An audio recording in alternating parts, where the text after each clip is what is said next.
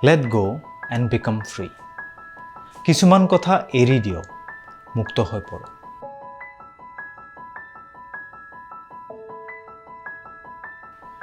আপুনি যদি কিছুমান অভ্যাস, কিছুমান কথা এৰি দিব পাৰে, তেতিয়াহ'লে আপুনি মুক্ত হৈ পৰিব পাৰিব। এই কথাবোৰে, এই অভ্যাসবোৰে আপোনাক বন্দী কৰি ৰাখিছে। এইবোৰে আপোনাক সুখী হ'বলৈ নিদিয়াকৈ ৰাখি থৈছে। কিন্তু এনে কি কথা, চিন্তা বা অভ্যাস আছে যিবোৰে আপোনাক বন্দী কৰি ৰাখিছে, যিবোৰে আপোনাক জীৱনটো ভালদৰে জীয়াই থকাত বাধা দি আছে? আনক দোষ দিয়া অভ্যাস এৰি দিয়ক। এই অভ্যাসটো এৰি দিব পাৰিলে আপুনি সাংঘাতিক ধৰণে অগ্ৰগতি লাভ কৰিব পাৰিব। আনক দোষ দিয়া মানে আপুনি নিজৰ জীৱনৰ দায়িত্ব নিজৰ ওপৰত লোৱাই নাই। আৰু নিজৰ জীৱনৰ দায়িত্ব যদি আপুনি লোৱা নাই, তেতিয়াহ'লে কেনেদৰে জীৱনটো ভাল হ'ব? কেনেদৰে আপুনি বিচৰা ধৰণৰ হ'ব?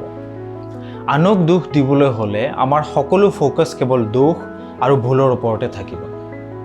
আৰু আমি যিহত ফ'কাছ কৰোঁ, আমি সেয়াই বেছিকৈ পাবলৈ আৰম্ভ কৰোঁ। আপুনি আনক দোষ দি থাকিলে আপোনাৰ মনটো অনবৰতে কামৰ ফলাফলতকৈ কেৱল আনৰ ক'ত কি দোষ আছে, আনে কি ভুল কৰিলে তাতহে থাকিব। ফলত বিচৰা ফলাফল আপুনি লাভ নকৰে। লগতে আন মানুহৰ লগতো আপোনাৰ সম্পৰ্কবোৰ বেয়া হ'ব। পাৰফেক্ট হোৱাৰ প্ৰয়োজন বাদ দিয়ক, এৰি দিয়ক। বহুতে বিশ্বাস কৰে যে কাম এটা কৰিলে তাত পাৰফেক্ট হ'ব লাগে। সেয়া ভাল কথা।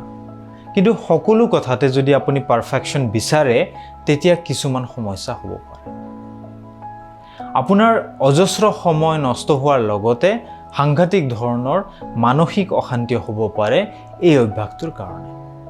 অভ্যাসটো বেয়া নহয়, কিন্তু তাক সকলো কথাতে খটুৱাবলৈ গ'লে নানা সমস্যাৰ সৃষ্টি হ'ব। তাতকৈ আপুনি যিমান ভালদৰে কামটো এতিয়া কৰিব পাৰিছে, সিমান ভালদৰে কৰি কামটো শেষ কৰিব লাগে আৰু তাৰ পিছৰ প্ৰয়োজনীয় কামটোলৈ যাব লাগে। সকলো কথাতে পাৰফেক্ট হোৱাৰ প্ৰয়োজন এৰি দিব পাৰিলে আপুনি নিজে শান্তিৰে জীৱন কটোৱাৰ লগতে কৰিব বিচৰা কামৰ বেছিখিনি কৰিব পাৰিব। আনক জাজ কৰা বা বিচাৰ কৰা অভ্যাস এৰি দিয়ক। আনক জাজ কৰা মানে আন এজন মানুহ কেনে সেয়া বিচাৰ কৰা আৰু তেওঁৰ বিষয়ে একোটা ধাৰণা কৰি লোৱা। এনে কৰাৰ ফলত সেই মানুহজন বা মানুহগৰাকীৰ লগত আমাৰ ব্যৱহাৰ সেই ধাৰণা মতে হৈ পৰে আৰু সেই ধাৰণা শুদ্ধ নহ'বও পাৰে। লগতে আমি কাৰোবাক জাজ কৰোঁ আমাৰ নিজৰ বিশ্বাস, ধাৰণা, চিন্তা আদিৰ ওপৰত নিৰ্ভৰ কৰি। যিটো কথা আমাৰ বাবে সঁচা নহয়, সেয়া আন এজনৰ বাবে সঁচা হ'বও পাৰে। যিটো কথা আমাৰ বাবে শুদ্ধ নহয়, সেয়া আনৰ বাবে হ'বও পাৰে। অনবৰতে আনক জাজ কৰি থকা বাবে আমি কাকো ভাল পাব নোৱাৰোঁ। আৰু লাহে লাহে সেই অভ্যাসটো আনৰ দোষবোৰৰ ওপৰত ফ'কাছ কৰা এটা অভ্যাসলৈ সলনি হৈ পৰে। আপুনি যদি কাকো ভাল নাপায়, সকলোৰে বেয়াহে দেখে, তেতিয়া কেনেদৰে আন মানুহৰ লগত আপুনি সম্পৰ্ক গঢ়িব পাৰে? ভৱিষ্যতৰ বাবে দুশ্চিন্তা কৰা এৰি দিয়ক। ভৱিষ্যতৰ বাবে চিন্তা কৰাটো ভাল, পৰিকল্পনা কৰাটো ভাল, কিন্তু দুশ্চিন্তা কৰাটো নহয়। ভৱিষ্যতৰ বাবে দুশ্চিন্তা কৰি থাকিলে আজি আপুনি কেনেকৈ শান্তিৰে থাকিব? আজিৰ দিনটো যিমানে ভাল নহওক কিয় আপুনি জানো সেয়া উপভোগ কৰিব পাৰিব? আৰু ডাঙৰ কথাটো হ'ল, আমি বাস্তৱত যিমান যন্ত্ৰণা পাওঁ, তাতকৈ বেছি যন্ত্ৰণা পাওঁ কল্পনা। আমি নানা ধৰণৰ নিগেটিভ কথা ভৱিষ্যতে ঘটিব বুলি কল্পনা কৰি কৰি নিজকে তিল তিলকৈ যন্ত্ৰণা দি থাকোঁ। কিন্তু পিছত দেখা যায় যে তেনে নিগেটিভ ঘটনাৰ বেছিভাগেই নঘটে।